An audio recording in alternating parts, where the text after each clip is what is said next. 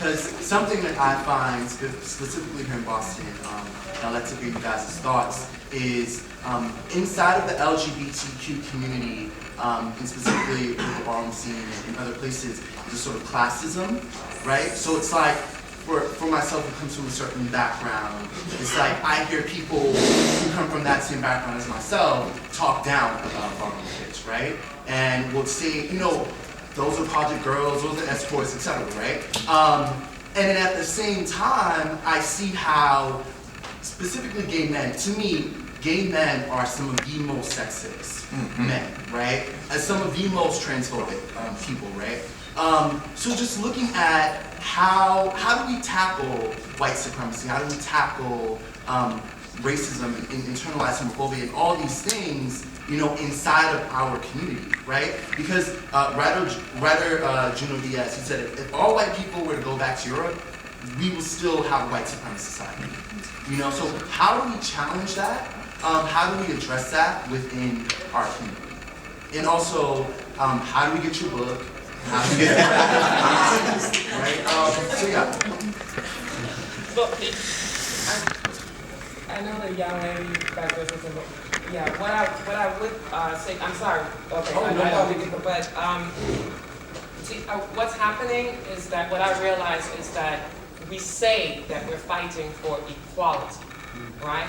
But what we're actually fighting for is the right to turn around and discriminate against the others.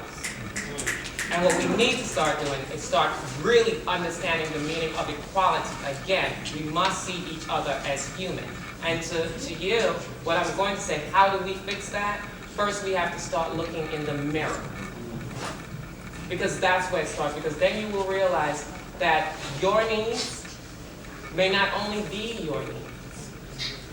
You know, it can span a various ground. And hey, I may be black, you may be Indian, but if we still have the same issues, why make race or the amount of money I have, make that separate us?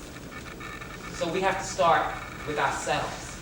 And that piece, that's a good point, Tyra, and that piece around what you just said, Amir, so brilliant, because you're right, if white folks went back to Europe, we're still, so white supremacy lies deep within me, how could it not, right? And so we confuse the notion of racism and white supremacy. Racism is institutionalized. White supremacy is connected to global capitalism. Know the difference. And in that, we have to understand how these systems of oppression work.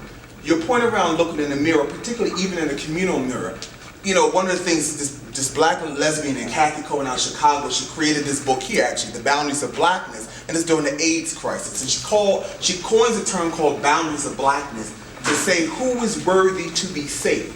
That during the AIDS crisis, because Ronald Reagan's neoliberal politics created an agenda where he was hyperly vocal around mass incarceration or the war on drugs, but hyperly silent around HIV. Why? Because both of these communities, some are gay men and black men, are disposable bodies, right? But she said that, and this is true, that the black community made a political decision to not address HIV and AIDS, but to address crack, and that black women and black gay men were allowed to be infected.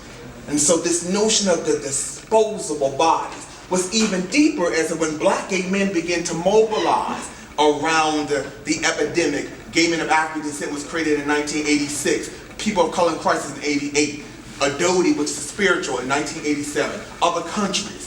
They made a political decision not to address the houseball community because the houseball community was not worthy to be saved. Why it's interesting in that is because that is the same year that the houseball community migrates out of New York City to DC. So here's a community both being impacted by crack, being impacted by the AIDS epidemic, migrating across the nation with no service provision. It is the reason, it is my theory why in 2006, since 2006, the houseball community is carrying the burden of death. Now, who is dying today of the epidemic? This community is dying not only of the epidemic, but the converging or the convening of the intersection of health disparities. It is because the larger black community said it's not worthy to be saved. Black gay men had the highest HIV prevalence rate in the world because the larger black community said black gay men are not worthy to be saved. Black people have high numbers of disparities because the larger country said blackness been constitutionally not human for 200 years. How do we get your book in the hand as well? The book is online, but these I brought, I'm going to just give to Nolan and he will. But the book is online, it's on Amazon. It's The Transsexual from Tobago, and it's, my name there is Dominique Jackson.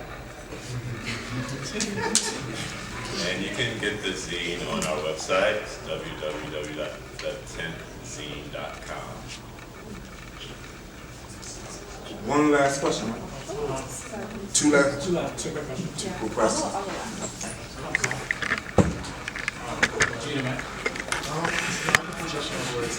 I want to ask a question for my mother. Since you said you worked in the field where you counsel trans women in the sex trade and the sex work, and this could maybe apply for gay men as well, but do you ever feel like feelings of knowing that you're never going to be loved on top of the molestation or the abuse plays into why they continue to do the sex work? I do believe that that it is a want for love. It is a want for attention at times. And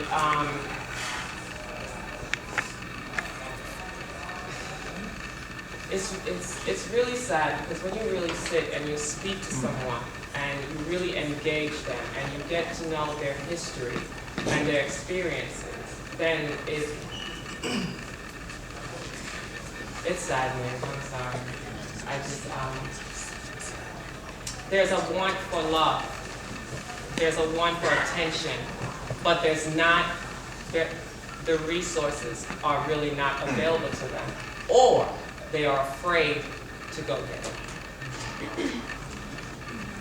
Yes, it was one more question. Okay. I don't know if this works, but I think it does. It sounds like it. So basically, when you started out kind of having us say what we think of, what we're feeling, and what we're hearing, this whole time, all I can think of is perspective, because I feel like, you know, in order to get people to see what you're feeling and see what you're hearing and, you know, feel that with you and also have that experience, they have to know your perspective. And it's really the lack of perspective that really makes us ignorant in this world. And I like how you guys don't only talk about how the Black community is being broken down, but also how we break ourselves down from within. And this is a historical thing. If you've ever looked into Black history, you know that we are tribal. You know that we take each other down. You know that we sold ourselves to people who sold us to other people and people who brought us here, and that we need to take responsibility in ourselves that we have participated in the taking down of ourselves, but also that it's not just that in Black people, but also the LGBT community at large. Like you said, we pull ourselves down, and it's really about just having a perspective, like when you're saying the patriarchal system kind of brings us all in on ourselves and taking ourselves down rather than bringing ourselves up. How can you shed light on some perspective that you have on the situation, and how that we can all take action in ourselves to bring ourselves up, instead of saying like to a person where if you see something wrong, you don't necessarily need to point out, oh honey, you need to fix that. You could say, oh honey, you would look better this way. Or oh honey, wouldn't you be fabulous in that color lipstick, instead of saying, oh girl, that looks like trash. I think that from, and that is something that I believe is prevalent throughout the Black community and culture. We don't know how to, we feel that we shouldn't have to hold anyone's hand, and we call it tough love. I don't call it tough love, I call it stupid love. Because sometimes you have to hold someone's hand. Sometimes you're walking down the street and someone needs to be lifted up. So for us to own, and again, glamorize this thing of, oh, I'm just shady, I'm just mean, you know how I am, girl. No. Switch that. And we're glamorizing the fact that we've had to survive, too.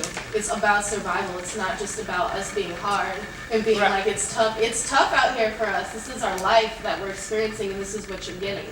You know, this is the experience that we feel. And just because it's not necessarily how you felt it, we're still valid in that. Exactly. The only thing I would say to that is, but always to be mindful, is what Amir said, always be mindful when how white supremacy plays within our consciousness, right? And to remember how resilient black people have been. You're talking about the people who the project was for us not to survive. And somehow, it's an old woman's notion called we make our way out of nowhere. And somehow we have. And so it's important to remember our resilience, particularly at this moment in this time.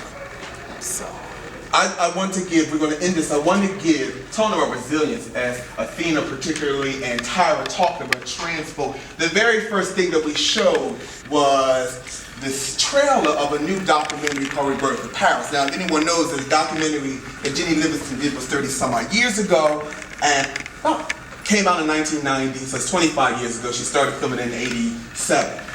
And it is one of the most watched documentaries in history. And anyone since you all exist in the academy, most folks who are engaging in queer theory or gender studies to some degree has a relationship to Paris's burning. But what does it mean when one owns